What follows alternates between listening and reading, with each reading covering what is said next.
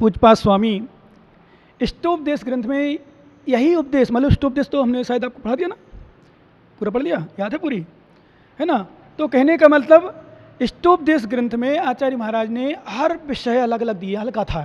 ये सबसे बड़ी विशेषता इष्टोपदेश की, मैंने शुरू में बताया था, आप लोगों को ध्यान होगा। इष्टोपदेश हर श्लोक अलग अलग है, अलग विषय, अध्यात्म भी है, माने क्रियाचर्या के विषय में भी है, और बहुत सारे विषय मतलब चिंतन का विषय दिया है। अध्यात्म भी विशेष रूप से है, ज्ञान की चर्चा भी है, चिंतन का विषय है, संसार में क्या हो रहा है, कैसा स्वार्थी है, कैसी हमारी आत्मा है, ये सब विषय दिया। तो आचार्य महाराज का कहने मतलब ये सब जब संसार यानी परद्रव्य प्रभाव नजर आएंगे, मेरा कुछ नहीं है, मेरी आत्मा सिर्फ, और अध्यात्म बन जाओ, तो आचार्य महाराज की गाथा दिख रही, अच्छी लग रही, बहुत सुंदर लग रहा मन उसमें कि योग सार में आचार्य भगवान योगेंद्र में सुमिल का बहुतौ संयमशील जिया यू सब वही व्यवहार मोक्षम कारणु एक मुनि जो तैले हूँ सार। क्या लिखा? बहुतौ संयमशील जिया, व्रत संयमशील, बहुतौ संयमशील जिया, हे जीव व्रत संयमशील इत्यादि ये संभव व्यवहारु, ये सब व्यवहार हैं। व्यवहार मतलब बाहरी में मोक्षम कारण एक को जिय, हे जीव मोक्ष का कारण तो एक ही है, वह आत्मा इम संसार। ये क्या लगा? जो तैले हूँ सार, जो तीन लोक में सारभूत है। अब आत्मा के अलावा कुछ बचा ही नहीं, व्रत नियम संयम भी नहीं बचा, एक सिर्फ आत्मा, मेरी आत्मा। और ये तो आप लोगों ने अनुभव कर लिया होगा, सच में कोई नहीं है, कुछ भी नहीं है, न था न है न रहेगा, न था न है न रहेगा, न मेरा कोई था, न मैं किसी का हूँ, न मैं किसी का था, न मैं किसी का रहूँगा, न कोई मेरा था, न मैं किसी का, न कोई मेरा था, न मेरा कोई है, न कोई मेरा रहेगा, न मैं किसी का होऊंगा, न कोई मेरा होगा। ये नियम है। जब बस अंतर इतना है, कभी कभी मैं भी चिंतन करता हूँ इस विषय में, अपन लोग सुनने में बड़ा अच्छा लगता है, कितना अच्छा लगता है आप लोगों को सुनने में, पर अभी घर जाते ही, दुकान खोलते ही, व्यापार करते ही, अभी बच्चा आ जाए, कोई पोता पोती आ जाए, समाचार आ जाए, सूचना आ जाए, बाबूजी, दादाजी, दादू, तुरंत और कोई नहीं। क्या कहने का अर्थ, जितना अच्छा सुनने में लग रहा है, इतना अच्छा यदि उतर जाए जीवन में, उतरेगा कब? खैरयद्यपि ये भी सिद्धांत है, जब व्यक्ति की होनहार, ध्यान देना ज्ञानी, जब व्यक्ति की होनहार अच्छी होती है तो उसकी बुद्धि स्वतः ही अच्छी की ओर चलती है, और जिसकी बुद्धि गलत चल रही हो, जैसे मैंने कहा था, विद्वान हो, साधु हो, गुरु हो, नेता हो, माँ हो, पिता हो, भाई बहन, कोई भी ले लो, जिन जिन का विनाश का समय आया उनकी बुद्धि भ्रष्ट हुई है नियम से। साधु पद पे रहने वाला भी, क्या बताओ, सोचो, आप देख रहे हो, पर आप निंदा नहीं करना, वो तो निंदनीय है, सो हैं, अपन क्यों निंदा करके कर्मवान हैं।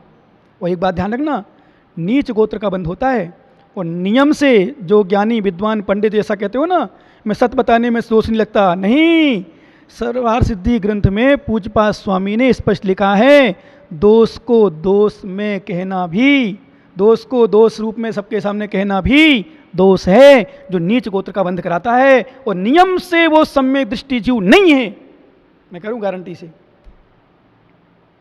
नियम से। और फिर यूट्यूब चैनल, अन्य चैनल, मोबाइल आदि में, व्हाट्सएप आदि पे जो साधुओं का अनादर करे, ध्यान रखना भैया, बड़े प्रेम से कह रहा हूं, बड़े प्रेम से, वो सम्यक दृष्टि हो ही नहीं सकता। भले कहे मैं तो सत्य बता रहा हूं, सत्य को बताने में मैं चूकूंगा नहीं, मैं सत्य को बताने में डरूंगा नहीं, मैं भयभीत नहीं हूँगा, नहीं, ये सब शब्द तुम्हारे पास है, कर लो। सीधी भाषा में, जिसने किया वो भोग रहे हैं। मान लो कोई साधु ने कोई गलत काम किया, वो भोग रहे हैं, निंदा के पात्र अलग हो रहे हैं, अथवा बंधन को प्राप्त हैं। कई ऐसे भी साधु हैं जो जेल में चले गए हैं, तो कहीं ना कहीं कर्मगत तो है, तो कुछ ऐसे भी साधु हैं जो पकड़ नहीं जा रहे, कर रहे हैं संसार क्रियाएं, संसार सुख भोग रहे हैं। तो मैं कहता हूँ एक बात, मैं गलत कर रहा हूँ, ये ब्रह्मचारी नरक नहीं जाएगा। अमित मेरी सेवा कर रहा है, ब्रह्मचारी है, मेरी आराधना कर रहा है, पूजा कर रहा है, ये नरक नहीं जा रहा हूँ, मैं गारंटी दे रहा हूँ। पूछ लेना किसी विद्वानों से, आचार्यों से। हाँ, वहाँ गलत हो सकता है जब इसको पता हो मैं गलत हूँ और फिर भी मेरी पूजा करे। इसको पता हो बिल्कुल गलत है महाराज, गलत मतलब आगम के विपरीत। आगम के विपरीत देखो, सामान्य क्रिया तो एक सामान्य अलग विषय है। सामान्य का मतलब महाराज लेटे हों और सो रहे हों, सब कथनचित मान लो, या सामान्य उनकी डांटते हों, या थोड़ा बहुत आहारचर्या क्रिया में थोड़ा सा देखो इशारा में सारा कर देते हों, तो वो उतनी दोष नहीं माना जाता है। दोष है, अत्याचार है। अनाचार में ब्रह्मचर्य का घात कर रहे हों, खा पी रहे हों, ऐश कर रहे हों, सामायिक ना कर रहे हों, अशब्दों का उपयोग कर रहे हों, कठोर वचन मतलब मात्र गाली आदि अपशब्द निकल, गाली आदि। कठोर तो एक कथनचित गुरु शिष्य को संबोधन की दृष्टि से बोल सकते हैं, इसलिए उसको कठोर ना करके प्रिय शब्द लिखा है, ध्यान रखना। क्यों? यदि स्वार्थ ना हो, स्वार्थ मतलब मात्र ये स्वार्थ हो, इसका कल्याण हो, ये सुधरे, ये मोक्ष मार्ग बढ़े, ये भावना है। लेकिन कोई साधु ऐसा कर दिया, तुम लोग ऐसे हो, स्वान हो, कुत्ता हो, ये हो, वो हो, और चिल्लाते रहें, वो अशब्द है, भाषा समिति का दुरुपयोग है, सत्य महाव्रत का घात है। क्या? तो कहने का अर्थ हमारा ये कि वास्तव में नहीं भैया, सत्य को सतरूप में मैंने एक दिन आपको बताया था। जिनेंद्र भक्त सेठ छत्र चुरा के लाया था, चोर छुल्लक भेष में, ब्रह्मचारी भेष में। तो क्या कहा था उस सेठ ने भैया, इटावा के ज्ञानी हो, क्या कहा था? मान लो झूठ बोल दिया, ये होता ना ज्ञानी, तो मालूम क्या, तो मैं क्यों झूठ बोलूँ, मैं तो सत्यवादी हूँ, हरिश्चंद्र हूँ, इसरा वगैरह पंडित लोग हरिश्चंद्र बन गए। मतलब देखो, उसने चुरा लिया, मैंने मान लिया, गलत किया ये भी माना, अन्याय किया ये भी माना, अत्याचार किया ये भी माना, आगम विरोध की विपरीत काम किया भी किया, भेष के गलत काम किए भी मानता हूँ। परंतु 4-6 लोग ने देखा ना, 10 लोगों ने देखा, 15 लोगों ने देखा, ये देखा ना, अरे चोर है, चोर है, चोर है, चोर है। वो चोर तो कह रहे हैं इस ब्रह्मचारी की रक्षा करो, इसकी रक्षा नहीं, ब्रह्मचर्य के वर की रक्षा करो, छुल्लक भेष की नहीं, छुल्लक पूरे छुल्लक धर्म की रक्षा करो। लोग श्रद्धा हटा देंगे। एक बार मैंने एक बात बताया था, श्रद्धा जोड़ना बहुत कठिन है, श्रद्धा तोड़ना बहुत सरल है। कांच के बर्तन बनाने में समय लगता है, पर कांच के बर्तन तोड़ने में समय केसरीलाल जी नहीं लगता है।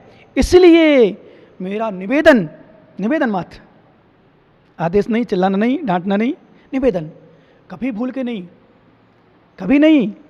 ऐसा काम पहले तो साधु को बोल दूंगा, अपने आप को बोलूंगा कि महाराज ऐसा काम नहीं करने, लोगों की श्रद्धा टूटे। लेकिन कोई साधु देखो, सब प्रकार के साधु होते हैं, कोई ऐसी कभी कभी देखो क्रियाचर्या हो जाती है। मान लो, और एक बात बताऊँ, स्पष्ट बात बताऊँ, ये क्रियाएं आज की नहीं है, ये अनादि चली आ रही है।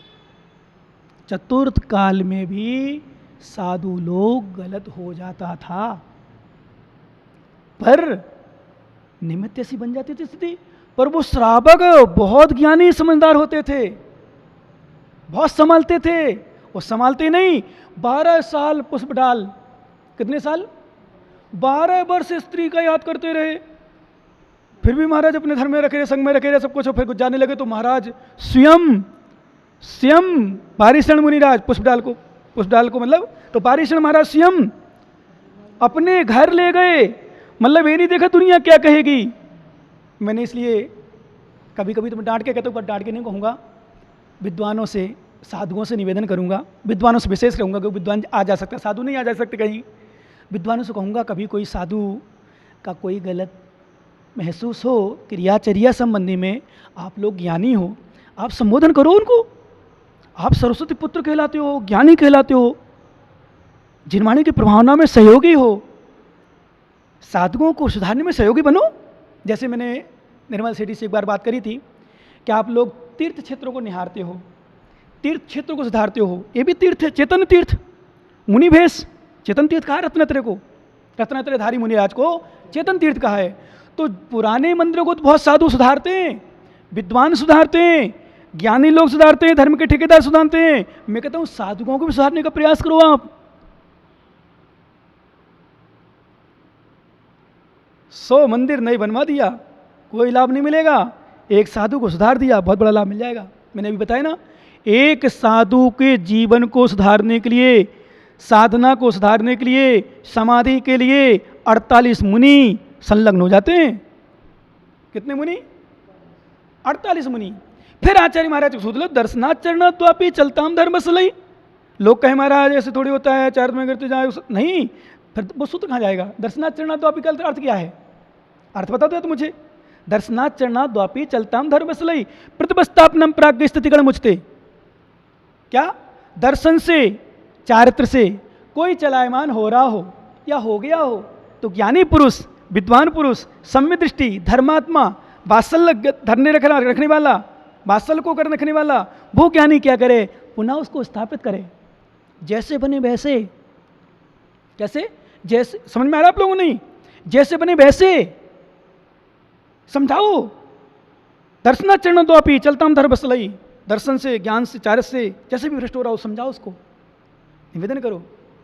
वो महाराज ऐसा करता है, महाराज भी नहीं, कुछ विद्वान तो वो ऐसा करता है, वो साधु नहीं। अरे साधु नहीं तो चिल्लाने से क्या होगा? कुछ नहीं होगा ना। बताओ क्या होगा?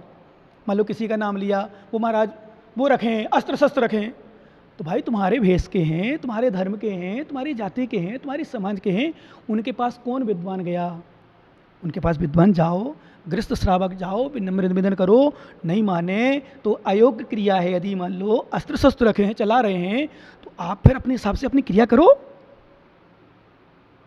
और अपनी समाज में कितना बिगाड़ हो रहा है, अपनी समाज में कितनी कितनी कुरीतियाँ चल रही हैं, उनको भी सुधारो फिर साथ में। कुछ लोग तो साधुओं को सुधारने का ठेका ले लिया कुछ लोगों ने, तो वहाँ साधुओं को सुधारेंगे हम। अब मैंने कहा था आपको, श्रावक सुधरे तब साधु सुधरेंगे। जैसे मैंने कहा था, एसी कूलर चालू हो, बंद कर दो, फिर नमस्ते करो, बैठो। अब तुम कहो महाराज चलने दो, मस्त रहने दो। किसी ने कहा था, मैंने बताया था, आडंबर पकड़ा गया, रखा गया, सामग्री है, किसने दी? किसी ने मुझसे पूछा था एक बार भीलवाड़ा में, बोले महाराज कोई महाराज माता जी कहें मोबाइल में बैलेंस डाल दो तो दान का पुण्य लगता है क्या? मैंने नहीं लगता। मोबाइल क्यों है? साधु के पास मोबाइल होने नहीं चाहिए, साधु के पास मोबाइल होना नहीं चाहिए, होना ही नहीं चाहिए। मैं कह रहा हूँ यदि है तो आप परिग्रह महाव्रत को धारण करने वाला परिग्रह का दोष लगा रहा है। यहाँ तो शास्त्रों तक को परिग्रह दिया है, डायरी पेन भी वो तो ठीक, हम लोग नए वगैरह जैसे मान लो शास्त्र देना हो, तो यद्यपि शास्त्र के विषय में उनके पास होना चाहिए।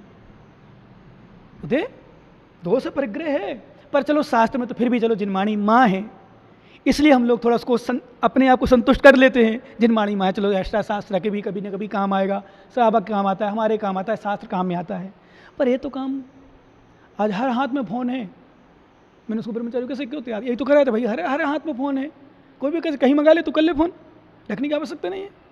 ठीक है, इमरजेंसी अलग विषय है, परंतु साधु को क्या आवश्यकता? साधु बने किसके लिए? जब घर छोड़ दिया, परिवार छोड़ दिया, माता पिता छोड़ दिए, सब कुछ छोड़ के आ गए, तो मोबाइल की आवश्यकता नहीं। तो मेरा कहने मतलब कहीं श्रावक को दिखे तो आप महाराज से कहो, पहली बात तो श्रावक ने दिया क्यों? दिया क्यों? श्रावक ने दिया तो श्रावक की गलती? बोले महाराज मांग रहे थे, महाराज मांग रहे तो महाराज क्यों मांग रहे थे? उनसे पूछो क्यों मांग रहे थे महाराज? नहीं दो, मत दो आप तो उठा लाओ और अलग कर दो। हाँ, ब्रह्मचारी के पास है, रहने दो, ब्रह्मचारी है, वो करेगा काम, वो करता है बात, वो घर गृहस्थ त्याग नहीं उसकी। पर साधु को कहने का अर्थ, बिगाड़ा किसने? किसने बिगाड़ा? श्रावक ने। एसी कूलर किसने लगाया? मैं तो जयपुर में कहा था, मैंने एसी कूलर लगाने वाले जो साधु संतों के भवन में लगाते हैं उन कमेटी वालों को दोष लगता है। मैंने कहा था स्पष्ट, कर्माश्रय होगा कमेटी वालों को कि महाराज को संत भवन बनाया है, वहाँ कोई किसी को रुकने नहीं देते हैं, कोई श्रावक रुकता हो चलो भाई फिर मान ले, साधु संत ही रुकते हैं, तो साधु संत को एसी लगवाई तो कर्मबंध तुम्हें होगा, श्रावक को होगा। क्यों? तुमने क्यों लगाई महाराज? महाराज का व्यवस्था, महाराज साधना अनुकूलता देख लो। वैसे जो हम लोग हैं, ऊपर नीचे कमरा है, नीचे ठंडा के नीचे रुक जाओ, गर्मी में सर्दी लगे धूप में चले जाओ, बंद कर लो, पैक कर लो कमरा, इतना तो है। नियम के अनुसार तो हम लोगों को गर्मी के समय पर्वत की चोटी पर होना चाहिए। नियम के अनुसार सत्य और चतुर्थ काल की अपेक्षा ध्यान रखना, पंचम काल में तत्ना, क्योंकि शक्ति नहीं है इसलिए आगम में आज्ञा भी नहीं थी ऐसी। शीतकाल में हम लोग नदी पर्वत, नदी तालाब के किनारे होना चाहिए, परंतु इतना सब कुछ नहीं कर पाते हैं, तो कमरे में शांति से बैठकर साधना तो कर सकते हैं ना, साधना कर सकते हैं। कमरे में बैठ करके बंद कर लो, ठंडक में आ जाओ, मान लो नीचे ऊपर गर्मी लगी नीचे पहुंच जाओ, खुले में आ जाओ, बैठ जाओ शांति से। तो कहने का अर्थ, आप लोग संबोधन करो, आप लोग मत बिगाड़ो। गरम गरम खिलाते हो साधु को, बन रहा है गरम गरम चल रहा है, साधु खिलाते हो, किसने बिगाड़ा? महाराज को महाराज गरम गरम उस उद्दिष्ट त्याग होता है। हम लोग तो एक चौकों में क्यों परेशान होते हैं? दोस्त लगता है इसलिए हम बातें नहीं करते। कोई पूछता हमारा वहाँ, बिल्कुल बातें नहीं करते, है ना? तो तुम्हारा विषय है, चलो तो बाहर होगा, ठीक है। अब तो थोड़ा बहुत तो, लेकिन गरम गरम डायरेक्ट निकल के आए क्या? तो इसका मतलब महाराज के लिए समझना है, ये आप लोग का कर्तव्य है, श्रावक का कर्तव्य है। श्रावक संबोधन करे, समझाए। श्रावक भी इतना ठीक है, चलता है तो हो जाता है ऐसा। अब श्रावक ने शुरू कर दिए से, जैसे आपकी बच्ची हो, बच्चा हो, आपको उसको सुधार के रखना, ध्यान रखना भैया, पोती हो पोता हो, उसको सुधार के रखना है तो छोटे से रखना। मोबाइल चला रही, कहाँ चला रही, किससे बात करिए, देखो 5 साल 7 साल 8 साल से ही, ये मत सोचो छोटी है चलाने दो। ध्यान रखना, जिनकी बच्चियाँ हों, बच्चियाँ वाले विशेष रूप से बच्चों को भी समझाना है, सुधारना है। तो क्यों? अरे भैया अभी से नहीं, चला ले बेटा चला ले, फिर अब धीरे धीरे गेम खेलते खेलते गेम खिल जाता है। ऐसे साधकों को भी धीरे धीरे, क्योंकि कोई भी कमी एक साथ नहीं बढ़ती, धीरे धीरे बढ़ती है, और बढ़ते बढ़ते इतना रूप ले लेती है कि वो गलत हो जाती है। इसलिए हमारे आचार्य कहते हैं, बहुत संयमशील जिया ये सब व्यवहार, व्रत नियम संयम शील ये सब व्यवहार हैं। मोक्षम कारण एक जिय, मोक्ष का कारण एक है, जो तैलो सारू, जो 3 लोक में सारभूत है, वो क्या है? आत्मा। वो आत्मा मतलब रत्नत्र से आत्मा, हमारी शुद्ध आत्मा। इसलिए आचार्य महाराज ने कल मतलब बताया, सुबह इसमें विषय बताया था कि संसार जगत ये सब व्यर्थ है। परभाव को छोड़ो, निज भाव में लीन रहो, और निज भाव में लीन रहोगे तभी तुम निज पद को प्राप्त, निज पद यानी शिव पद को प्राप्त कर सकते हो, अन्यथा बिल्कुल नहीं कर सकते, कुछ भी कर लो। इसलिए एक विषय आप लोग ध्यान रखना, हमेशा निरंतर चिंतन करना। वास्तव में आत्मा के अलावा कुछ है ही नहीं है। मोक्ष मार्ग के लिए निरंतर मैं तो यही चिंतन करता हूँ, एक बार मोक्ष चला गया, एक बार भगवान बन गया, एक बार परमात्मा बन गया, फिर कुछ नहीं होगा। काले कल्प सती पीछे गते शिवानाम न विक्रिय लक्ष्या उत्पातोपि दिश्या त्रिलोक संभ्रांति करण पटु। क्या कुछ भी 3 लोक में क्षोभ उत्पन्न करने वाला, 3 लोक में क्षोभ उत्पन्न करने वाला कोई ऐसा उत्पात हो जाए तो भी सिद्ध फिर विक्रिया को प्राप्त नहीं होते हैं, विकार को प्राप्त नहीं होते हैं। कुछ भी हो जाए, कुछ भी नहीं होता। इसलिए अपन ने अनेक भाव, अनेक पर्याय गौतम जी, अनेक पर्याय, अनेक भाव अपन ने परिवार के लिए, पर्याय के लिए, संसार के सुख के लिए दिए हैं। एक पर्याय, एक भाव अपने लिए दे दो, एक भाव। क्योंकि ध्यान रखना, अगली पर्याय में कोई गारंटी नहीं है कि तुम्हें कौन संबोधन करने वाला मिलता है।